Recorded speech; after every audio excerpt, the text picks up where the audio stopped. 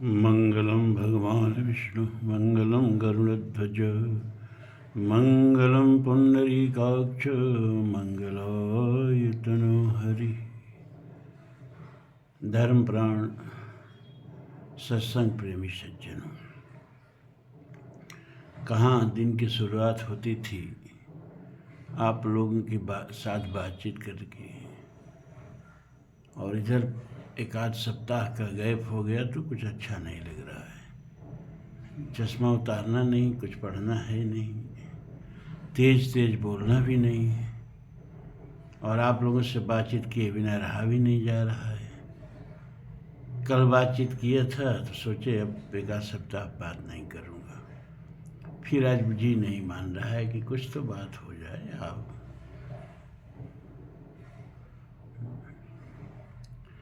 तो बात क्या करें, बात भी हम करते हैं तो आध्यात्मिक ही करते हैं। सांसारिक बात तो हमको करनी ही नहीं आती, लेकिन आज सांसारिक बात करेंगे। आज आध्यात्मिक बात करने का मूड नहीं है। कल अचानक फर्श पर रेंगते हुए एक छोटे से कीड़े पर मेरी दृष्टि गई। वो कीड़ा कितना छोटा था कि चींटी का भी 1/10, और वह रेंग रहा था। सफ़ेद मार्बल का फर्श था, दिखाई दे रहा था।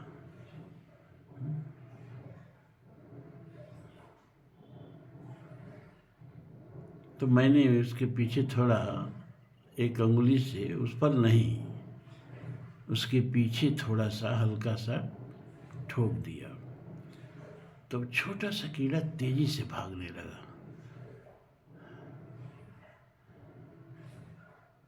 तो मेरे मन में आया कि देखो, इसमें और हमें कितनी समानता है।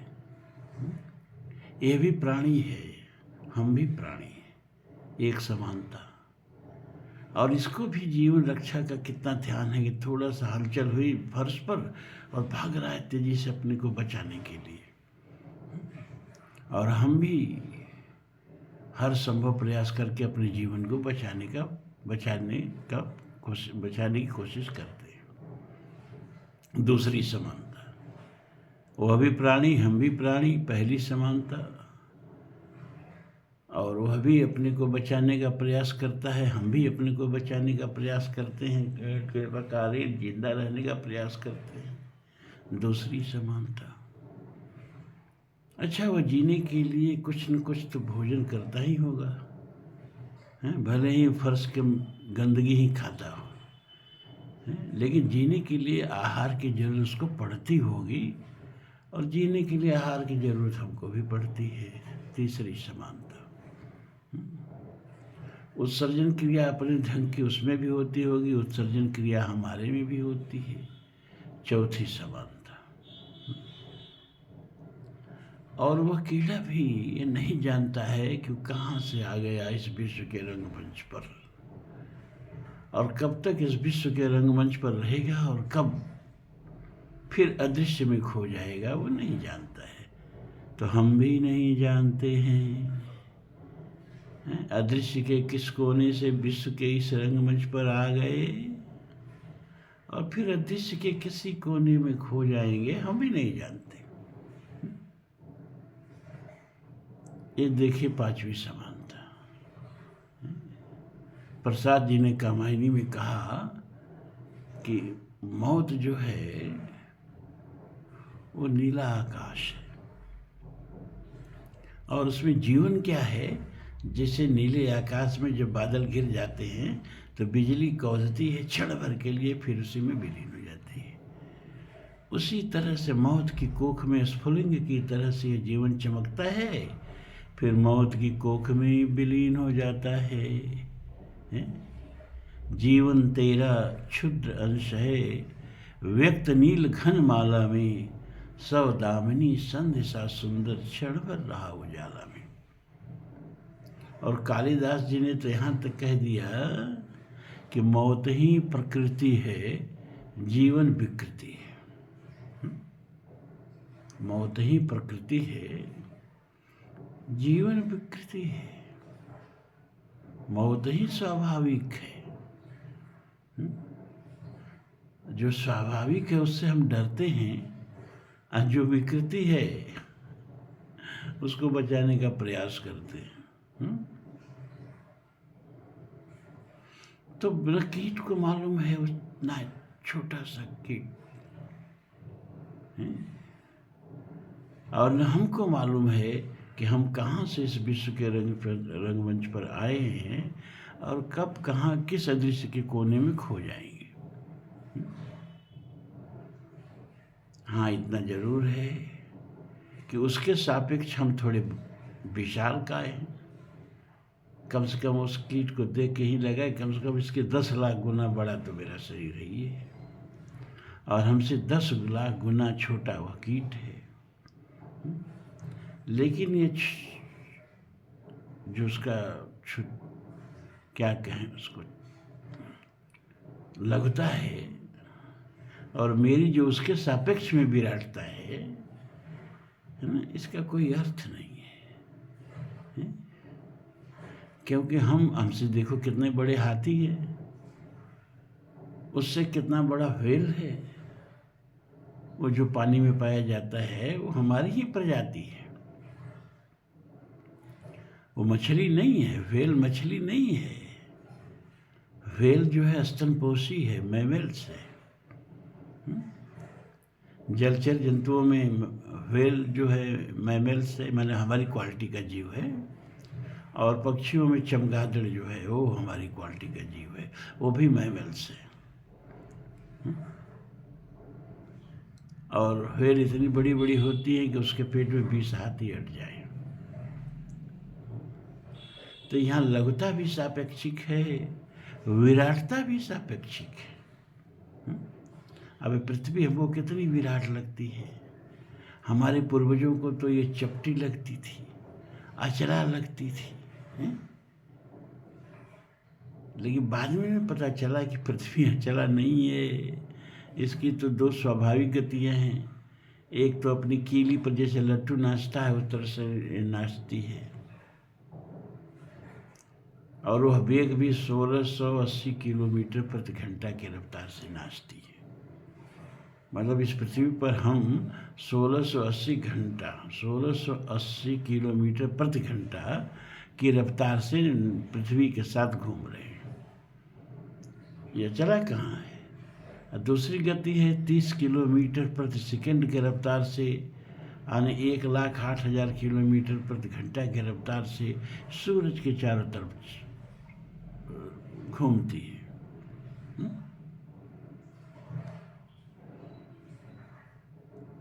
और पृथ्वी को हम अपने से तो विराट समझते हैं, लेकिन पृथ्वी कितनी छोटी है कि हमारे सूरज में हमारी पृथ्वी जैसे 13.25 लाख पृथ्वी अट सकती है। अगर जितना बड़ा सूरज है उतना बड़ा एक थैला बनाए हैं तो उसमें हम 13.25 लाख पृथ्वियों को भर सकते हैं। लेकिन सूरज की भी ये विशालता विराटता जो है वो पृथ्वी के सापेक्ष है। सूरज से करोड़ों करोड़ों गुना बड़े तारे पड़े हुए हैं, लेकिन तारों से विराट है आकाशगंगा, मिल्की वे हमारे आकाशगंगा को कहते हैं। 400 अरब इसमें सूरज हैं, और ये एक छोटी सी आकाशगंगा है। इसके पास वाली ही आकाशगंगा जो एंड्रोमेडा, वह इससे बहुत बड़ी आकाशगंगा है। और इस तरह के ताराओं के समूह को आकाशगंगा कहते हैं। और अब तक वैज्ञानिकों को 200 अरब माने 2 खरब आकाशगंगाओं का पता चल चुका है। और जिस ब्रह्मांड का उनको ज्ञान अब तक हो चुका उसको बोलते हैं विजिबल कॉस्मॉस या ज्ञात ब्रह्मांड। अब ये ज्ञात ब्रह्मांड ही जो है ना, इसका व्यास एक छोर से दूसरे छोर तक की इसका फैलाव 93 अरब प्रकाश वर्ष है। 93 अरब प्रकाश को एक इस ज्ञात ब्रह्मांड के एक सिरे से दूसरी सिरे तक चलना हो 3 किलोमीटर प्रति सेकंड के रफ्तार से, तो 93 अरब वर्ष लगेंगे उसको दूसरे छोर पर पहुंचने में इस ब्रह्मांड के। और यह ज्ञात ब्रह्मांड है जो प्रकाश के वेग से फैलता जा रहा है और अज्ञात में खोता जा रहा है। आज आकाश गंगाएं जो ज्ञात हैं कल हमसे दूर हो सकती हैं, ज्ञात हो सकती हैं। और वैज्ञानिकों का कहना है कि यह आकाश, ये हमारा जो ज्ञात ब्रह्मांड है, हो सकता है कि यह सागर में जैसे बुलबुले हों वैसे एक बुलबुला मात्र हो। पैरेलल कॉस्मॉस की मल्टीवर्स की कल्पनाएं की जा रही हैं। ऐसे अगणित विश्व हैं, अगणित ब्रह्मांड है। तो ये तो विराटता हो गई। तो विराटता का कोई अर्थ नहीं है। एक से विराट दूसरा, दूसरे से विराट तीसरा। अब लघुता पर आ जाइए। वो जीव बहुत छोटा लग रहा है, उससे 10 लाख गुना करीब बड़ा अपना शरीर लग रहा है, लेकिन उस छोटा सा जीव भी कितना बड़ा है कि उसमें कम से कम 10 लाख परमाणु अट जाएंगे, कम से कम। सुई के नोक पर 10 लाख परमाणु आ जाएंगे।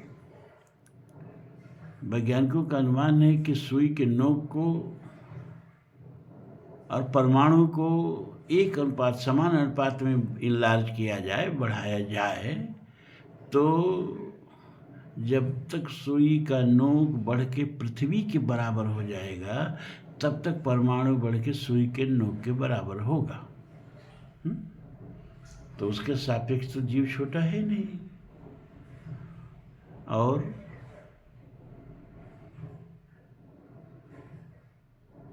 वो परमाणु भी बहुत कितना बड़ा है आप समझिए कि उसके भी भीतर उसका न्यूक्लियस पाया जाता है, नाभिक।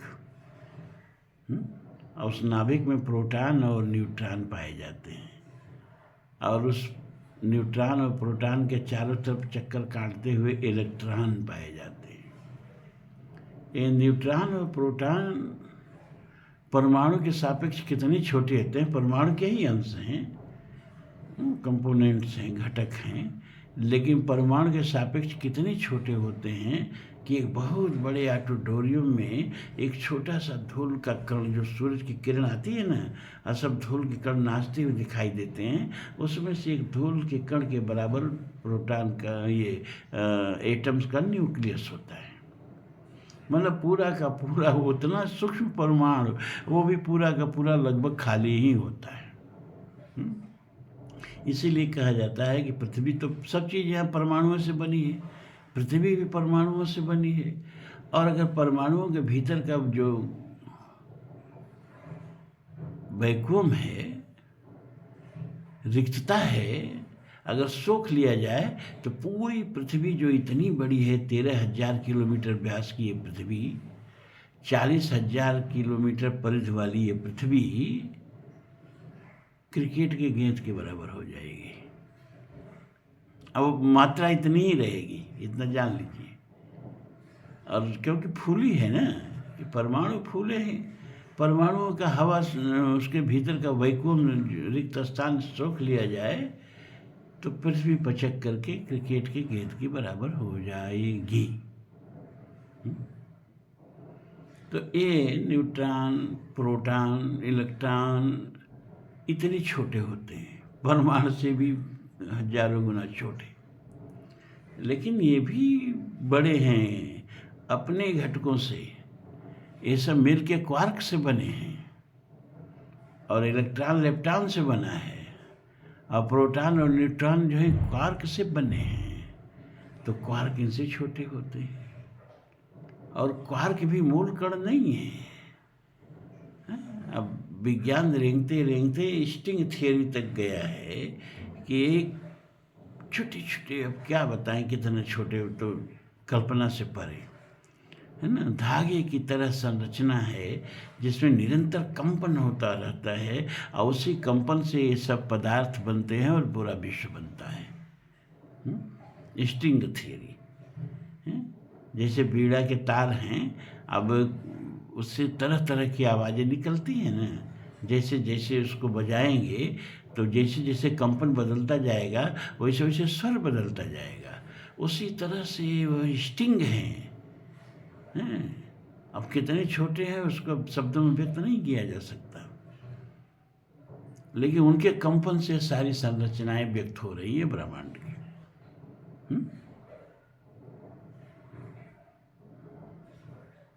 तो कीट तो बहुत बड़ा है। तो कीट भी प्राणी है, हम भी प्राणी हैं, वह भी जीवन के लिए संघर्ष करता है, हम भी जीवन के लिए संघर्ष करते हैं। उसे भी जीने के लिए आहार चाहिए, हमको भी जीने के लिए आहार चाहिए, और वो नहीं जानता है कहाँ से आया है और कहाँ जाएगा। हम भी नहीं जानते हैं कि इस विश्व रंगमंच पर किस अदृश्य के कोने से आए हैं और किस अदृश्य के कोने में खो जाएंगे, कोई नहीं जानता है। कितनी समानता है। और वो तो प्राणी चल फिर रहा है ना, ये पेड़ पौधे भी प्राणी हैं। अब बेचारे चल फिर नहीं सकते हैं, एक जगह पर स्थिर हैं, लेकिन इनमें भी श्वसन क्रिया होती है, इनमें भी भोजन निर्माण की क्रिया होती है, ये भी खाते हैं, ये भी उत्सर्जन करते हैं, सब क्रियाएं इसमें भी होती हैं। अब ये चल फिर नहीं सकते तो चल फिर के अपना भोजन नहीं जुटा सकते, लेकिन ये अपने लिए भी भोजन जुटाते हैं बिना चले फिरे, और हमारे लिए भी भोजन यही जुटाते हैं बिना चले फिरे। अपने भी सांस लेते हैं और हमारे लिए भी सांस लेने के लिए प्राणवायु पैदा करते हैं। अब प्रकृति ने ऐसी व्यवस्था की है कि एक जगह स्थिर रह के भी ये पेड़ पौधे अपना खाना बनाते हैं और खाते हैं, और वही खाना हम भी खा के जीवित रहते हैं। पेड़ पौधों का दिया हुआ ही खाना खा के हम जीवित रहते हैं। उन पेड़ पौधों की पत्तियों में एक प्रकार का ऐसा पदार्थ होता है, रासायनिक तत्व होता है, जो इनके लिए भोजन तैयार करता है। उसको क्लोरोफिल कहते हैं, उसको हिंदी में पर्णहरित कहते हैं। यह पर्णहरित सूरज के प्रकाश में और जल की उपस्थिति में, जल की उपस्थिति न रहे, पौधे की जड़ में नमी न रहे, उसके माध्यम से पत्तियों तक अगर नमी न जाए जल की तो पौधे सूख जाते हैं। इसीलिए पानी के बिना पौधे सूख जाते हैं, क्योंकि भोजन नहीं बना पाते। तो सूरज के प्रकाश में और जल की उपस्थिति में ये पौधे जो हैं क्लोरोफिल के माध्यम से कार्बोहाइड्रेट बनाते हैं। C6H12O6, जिसमें C कार्बन है और H हाइड्रोजन है, O ऑक्सीजन है। इस फार्मूले को कार्बोहाइड्रेट कहते हैं, C6H12O6। और यही कार्बोहाइड्रेट प्राणी मात्र का भोजन है। इसके अलावा हम कुछ नहीं खाते हैं। हम कितनी पत्तियों को खाते हैं, साग सब्जी, तो उसमें कार्बोहाइड्रेट पाया जाता है। अन्न में कार्बोहाइड्रेट पाया जाता है। कितने लोग मांसाहारी होते हैं तो उसमें कार्बोहाइड्रेट, इन्हीं पेड़ पौधों के द्वारा सारे प्राणी जीवित हैं, इन्हीं पर जीवित हैं। इन्हीं के दिए हुए अन्न को सब लोग खाते हैं, और कहीं से कोई भोजन का दूसरा सिस्टम नहीं है। और श्वास भी इन्हीं की दी हुई प्राणवायु से हम लेते हैं। तो एक जगह पर स्थित रह करके भी ये वृक्ष जो हैं, वनस्पति जो हैं, हमारे जीवन का आधार हैं। अपनी भी जीते हैं, हमको भी जिलाते हैं। हमसे ये ज़्यादा परोपकारी हैं।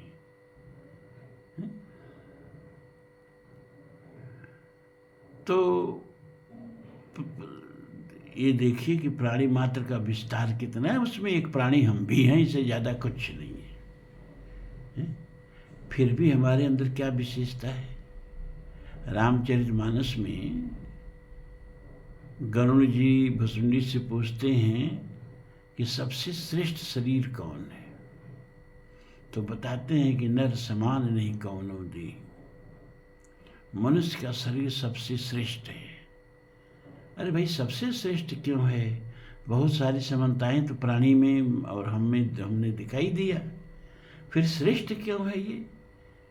क्योंकि वो प्राणी जीते हैं, भोजन के लिए, मैथुन के लिए, उत्सर्जन के लिए ये सब क्रिया करते रहते हैं।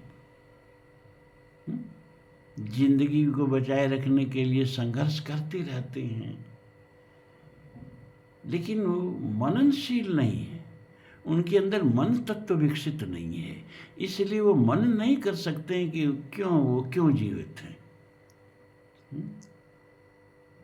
इस जीवन का उद्देश्य क्या है, वो मनन नहीं कर सकते हैं। जीते रहे, एक दिन मर जाएंगे, लेकिन क्यों जीते हैं, जीवन का उद्देश्य क्या है, और जीने का इससे भी उच्चतर कोई आयाम हो सकता है, उस आयाम को हम कैसे प्राप्त करें, ये सब प्राणी मात्र नहीं सोच सकते हैं, मनुष्य सोच सकता है। मनसा सिव्यते इति मनुष्य, जो मन से मनन करके जिए वही मनुष्य है। तरोवपि जीवति जीवति मृगपक्षिण स जीवति मनो अस्य मनेन उपजीवति, एक श्लोकी योग वासिष्ठ। सब प्राणी हैं, लेकिन हम में एक विशेषता है कि हम मननशील प्राणी हैं, मनन करते हैं। लेकिन जो मनन करके नहीं जीता है, उनमें और इन कीट पतंगों में, इन पशु पक्षियों में और इन वृक्षों में कोई अंतर नहीं है। अगर हम नहीं इस बात का मनन करते हैं कि प्रकृति ने क्यों इतना उपकार हमारे ऊपर किया कि हमको इतना सुंदर शरीर दिया, साधन धाम मोक्ष कर द्वारा, पाई न जई परलोक संवारा, क्यों यह शरीर, मानव शरीर हमको दिया और प्राणियों को नहीं दिया? क्यों हमारे अंदर मनन करने की शक्ति दी और प्राणियों को नहीं दिया? तो ये प्रकृति हमसे क्या चाहती है? देखिए, हम विकास के उस शीर्ष पर खड़े हैं, है ना, कि अब इसके आगे कोई ऊंचाई शेष बचती नहीं है। मानव जीवन वहाँ खड़ा है, प्रकृति की इस विकास यात्रा पर, जीवन की इस यात्रा के उस पड़ाव पर खड़ा है कि इसके आगे प्राणी मात्र की यात्रा समाप्त। और इस ऊंचाई पर आकर के अगर हम फिसले ना, तो फिर नीचे गिरते चले जाएंगे। कुछ लोग मानते हैं कि जो मनुष्य शरीर मिल गया है तो फिर और योनियों में आदमी नहीं जाएगा, वो गलत। ये थियोसॉफिकल सोसाइटी जो यूरोप की है, उनका ये विचार है। और कुछ हमारे यहाँ जो नए नए पंथ हैं ना, वो भी इस विचारधारा को अपना लिए। दम भिन्न निजमत पर कल्प कर प्रगट की बहु पंथ, तो वो लोग भी उसका नकल करके और कहते हैं कि नहीं नहीं, मनुष्य मनुष्य ही रहेगा। इतना दूर की यात्रा तय किया है, एक अमीबा से, एक कोषीय जीव से आज यहाँ तक की यात्रा तय किया है, अब फिर ये कैसे नीचे एक कोषीय जीव तक की यात्रा करने लगेगा? अरे एकाएक तो नहीं करेगा, ये सत्य है, लेकिन फिसलन है भाई। मनुष्य शरीर की गारंटी नहीं है ना? हमारे सारे वेद शास्त्र पुराण उपनिषद इस बात की गवाही देते हैं, और हमें अपने संस्कृति पर विश्वास है। तो मनुष्य इसीलिए मनुष्य है क्योंकि वो विचार करता है कि ये मानव शरीर क्या है, ये जीवन ही क्या सब कुछ है, कि इस जीवन के बाद भी कुछ है। तो विचार करते करते हमारे मननशील ऋषियों ने, तपस्वियों ने आत्मा की खोज कर डाली कि आत्मा, अब आत्मा और परमात्मा दो नहीं है, ये भी जान लीजिए। सबकी आत्मा, तो फिर जीव क्या है? सबकी आत्मा एक है, तो फिर ये जीव क्या है? तो भाई आप ये भी तो प्रश्न करो कि फिर ये जीवन क्या है, ये जीव क्या है, तो अप्रत्यक्ष है, उसको हम देख नहीं रहे हैं, इसलिए उसको हम नहीं भी मानेंगे थोड़ी देर के लिए। परमात्मा को हम नहीं देख रहे हैं तो नहीं मानेंगे थोड़ी देर के लिए, लेकिन इस जीवन को तो देख रहे हैं ना। तो जीवन क्या है, इस पर विचार करिए।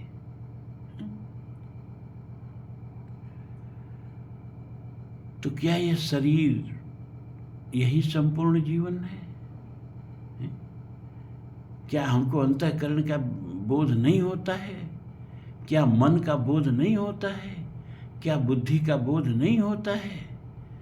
क्या हम ये नहीं कहते कि भाई इस समय हमारा मन बड़ा घबरा रहा है, इस समय हमारा मन बहुत चंचल है, शरीर को चाहे जितना भी आराम दो, लेकिन अगर मन परेशान है ना तो चैन नहीं मिलता है। तो क्या शरीर से अलग हट के मन का बोध नहीं होता है? किसको नहीं होता है? और हम कहते हैं कौन देख रहा है कि हमारा मन परेशान है? ये कौन देख रहा है? ये बुद्धि देख रही है। और फिर हम कहते हैं अरे यार उस समय अपनी बुद्धि ही गड़बड़ हो गई थी। हैं? तो क्या बुद्धि का बोध हमें नहीं होता है? हैं? क्या हम मात्र शरीर ही हैं? हर व्यक्ति को मन का भी बोध होता है और हर व्यक्ति को बुद्धि का भी बोध होता है।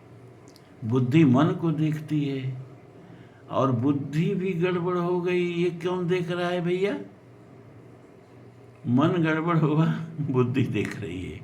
अब बुद्धि, अरे हाँ उस समय बुद्धि भ्रष्ट हो गई थी। जब नाश मनुष्य पर छाता है पहले विवेक मर जाता है। ये बुद्धि क्या है, विवेक क्या है? ये किसको शरीर से अलग हट के मन का बुद्धि का बोध नहीं होता है? अरे जिसको नहीं होता वही पशु है।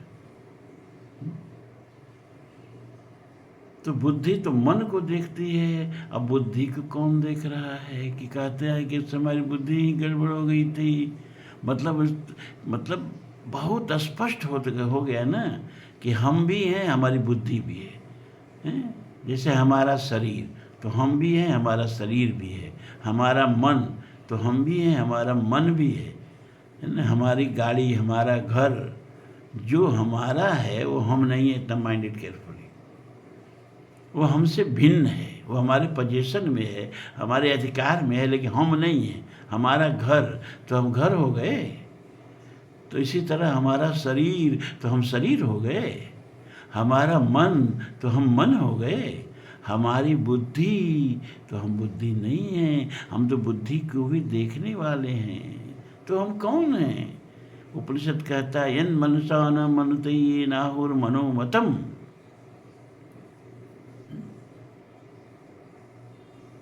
जिससे जो मन से मनन नहीं किया जा सकता है, बल्कि जो मन का भी मनन करता है, जो मन का भी विमर्श करता है, मन की भी समीक्षा करता है और मन को भी डांट करके ठीक से रहने के लिए कहता है। मन चंचल केशव प्रमाति बलवत दृढ़म तस्याहम निग्रहम मन्ये वायु दुष्करम। वही आत्मा है जो बुद्धि को भी देख रही है, मन को भी देख रही है, शरीर को भी देख रही है, जगत को भी देख रही है, सबको देख रही है ना। वह चेतना, वह चिद शक्ति, वही आत्मा है। तो फिर हमारी आत्मा और आप सबकी आत्मा, पूरे ब्रह्मांड की आत्मा एक कैसे हो गई? अरे भाई, सागर में इतनी प्रकार के जंतु पाए जाते हैं, स्थल से ज़्यादा तो जल ही न है। 75% पृथ्वी जल से ही तो ढकी हुई है। तो जितना पृथ्वी पर जितने प्रकार का जीवन है, उससे हजारों गुना अधिक जीवन सागर में पाया जाता है, समुद्र में पाया जाता है। और ये कहीं समुद्र का पानी अपने अंदर पनपने वाले सब जीवों के पेट में होता है। जितने जीव हैं, अरबों खरबों, सबके पेट में वही समुद्र का पानी है। तो उनके पेट में होने से समुद्र अलग अलग हो गया? नहीं, एक ही समुद्र का पानी सबके पेट में है। अब प्राण, ये धरती जो है वायुमंडल से घिरी हुई है, वही प्राण है।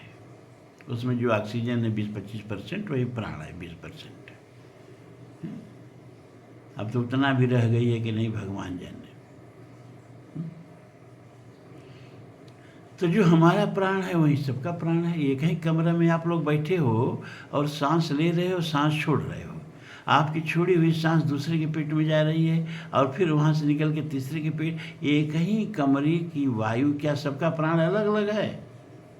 कि एक ही कमरे की वायु जो है वो सबका प्राण है? जरा सोच के बताइए। तो जब प्राण अलग अलग नहीं है, जब जल अलग अलग नहीं है और आकाश भी अलग अलग नहीं है, कहने के लिए मठाकाश, दहराकाश और ये आकाश वो आकाश, तो भारत का आकाश तो पाकिस्तान का आकाश, तो हम अपने आकाश में विमान नहीं उड़ने देंगे हैं? अरे आकाश में रेखा खींची जा सकती है क्या? कुछ लोग आक्षेप लगाते हैं ना भरत जी पर।